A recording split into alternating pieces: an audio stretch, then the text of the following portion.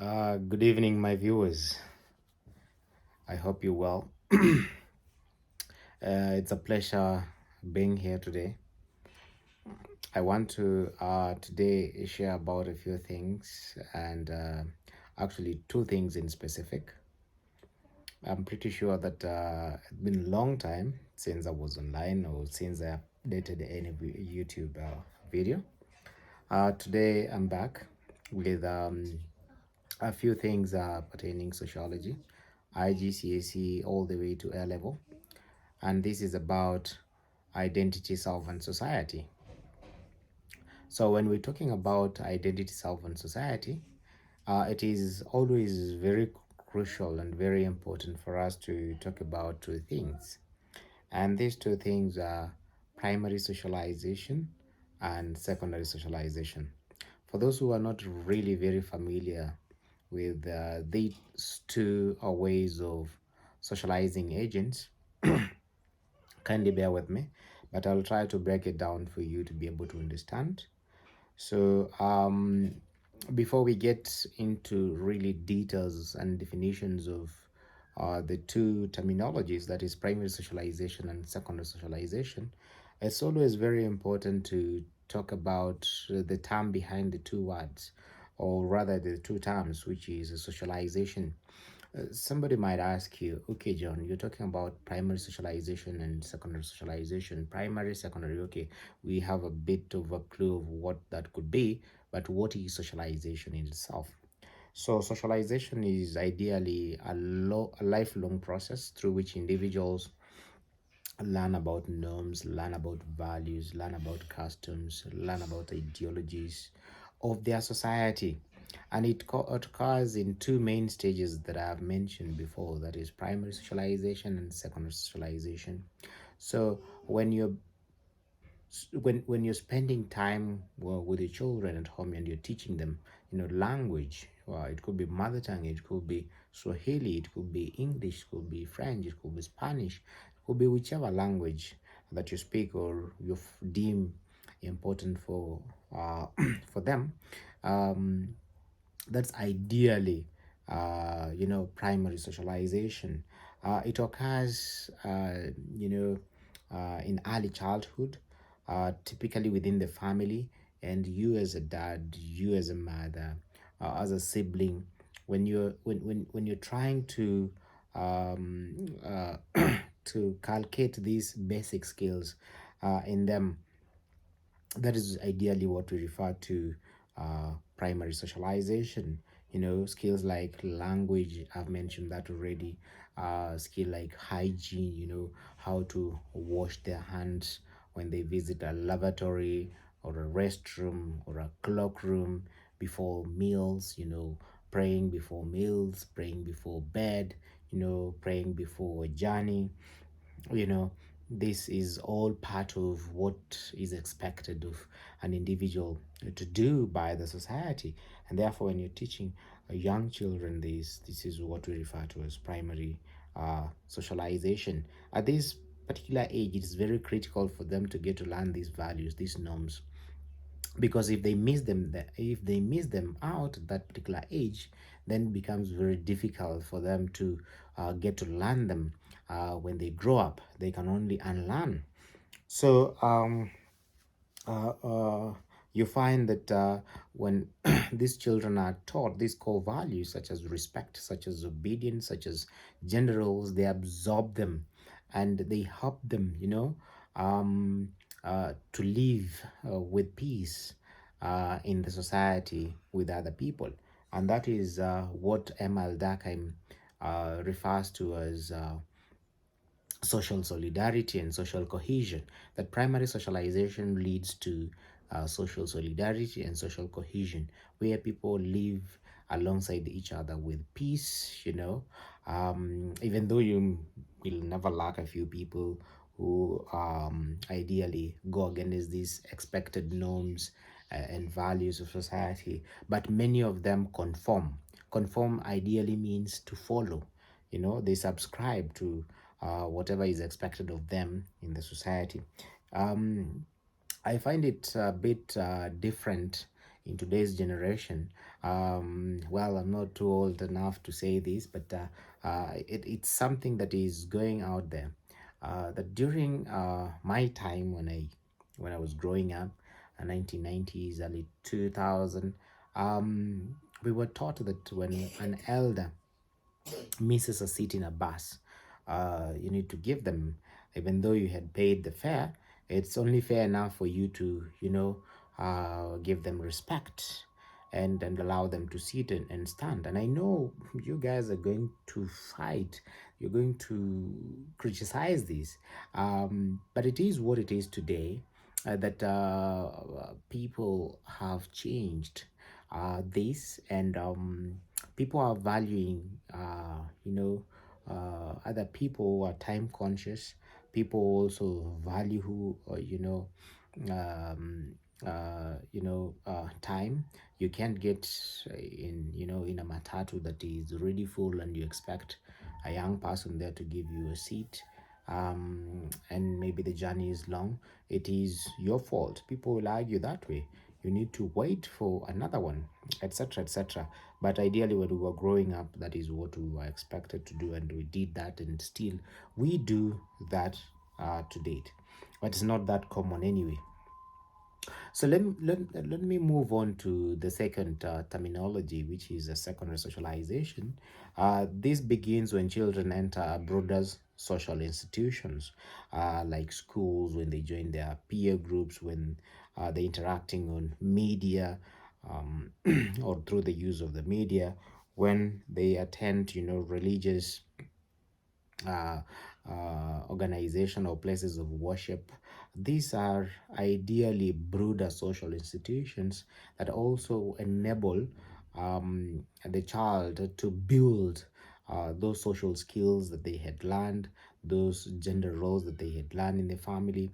And it's a good opportunity for them now to see how they can be able to apply these to a bigger audience, I would say, or a bigger group.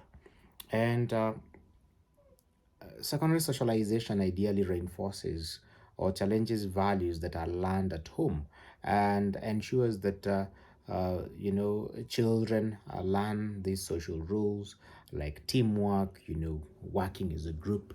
If you've been given out an assignment by a teacher, you're able to work as a group, you're able to collaborate, you're able to to form presentation and share out duties, which is very crucial. Discipline, and this enables them to navigate through diverse environments.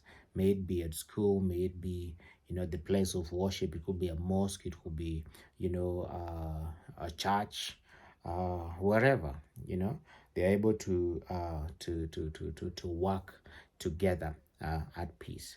So you have understood now what socialization is, what primary socialization is, and how it is connected to secondary socialization. Now let's have a look at the impacts on children very quickly. Number one, socialization profoundly affects children's development. One, identity formation. Children internalize societal norms, societal roles, including gender, ethnicity, and class, and this enables them to stand with, you know, standing out, being proud of, where they're coming from, etc. There is something else that comes on top of identity formation, which is behavioral norms. They learn what is considered acceptable or deviant in society, and they know that if they end up being deviant, that particular behavior will be punished. Remember, in society, there are always rewards and sanctions. If you do something that is good, you're rewarded, and if you do something that is deviant, you have to face consequences, and these are sanctions. Let's say, for example, in school, if you break the school rules, then you're going to get a punishment. It could be, if you've been making a lot of noise in class and the teacher has consistently told you to, keep quiet and, collaborate and work with other people, and you end up just being totally different, you're sent out of class. Perhaps you're given a verbal warning, second verbal warning, third verbal warning, then a written warning, parent is called, etc., etc. And when you do good, like you excelled in your academics, in your subjects that you are an expert in, could be uh, sociology, history, geography, English, mathematics, biology, chemistry, could be any that you're very good at, you end up getting a certificate that forms a part of reward. The next thing is cognitive and emotional growth. Exposure to varied social settings enhances empathy, problem solving, and resilience. It is indeed very important to take children through these two stages. Very, very, very crucial. And especially the first one, primary socialization. Spend most of the time with the child. Try to calculate these values. Try to teach them about the norms, what is expected of them, what is right, what is wrong, and you'll never regret in future, because you will have already exposed them to what is expected of them in a society, and they will end up following that. Empathy. This is something that is lacking, especially in the 21st century.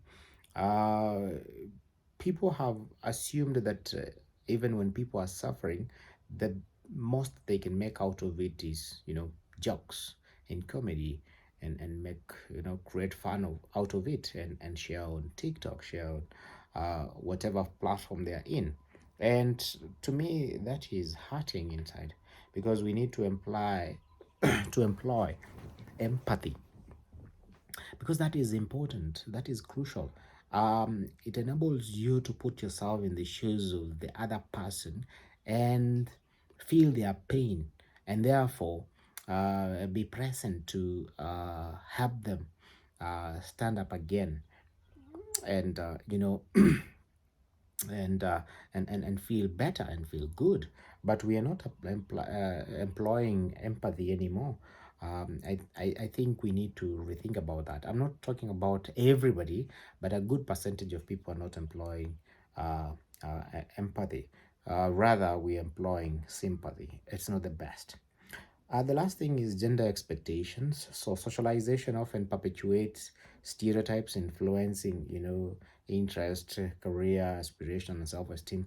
But this I'll talk about it a bit later when I'll be discussing Anne Oakley's research, where she talked about manipulation, canalization, verbal appellation, and parents directing their children towards certain activities. Up until there, if you have a question, please do not hesitate posting it on the comment section. I'll be following closely, and I'm looking forward to sharing more information on this particular topic, that is sociology. And there are many, many more topics. Identity, self, and society is just one. We have research and methods, which is very crucial to anyone carrying out, their research online with people. Very important to get to understand what are some of the ethical issues that come along when you're doing your research, the methods and types of research that you employ, the advantages and disadvantages, and how you can apply triangulation to ensure that you reduce the limitations of some methods in order for you to get you get a lot out of it. We'll be talking about crime, deviance, and social control in society. We'll be talking about education. We'll be talking about family. We'll be talking uh, about media. We'll be talking about religion and a broader perspective. And all these topics, I think, in one way or another, they'll be very, very, very crucial and very important. It's always important to spare some minutes and try to explore other topics in social sciences and humanities. I know there are many subjects that are out there and they cover a lot of this, but I'll be trying my level best to share it with you, and I can leave some links for you to go and explore more, because it is important and it is crucial. But until next time, this is Mr. John Burt here, your sociology teacher, a mentor, and a coach. Thank you, and bye bye for now.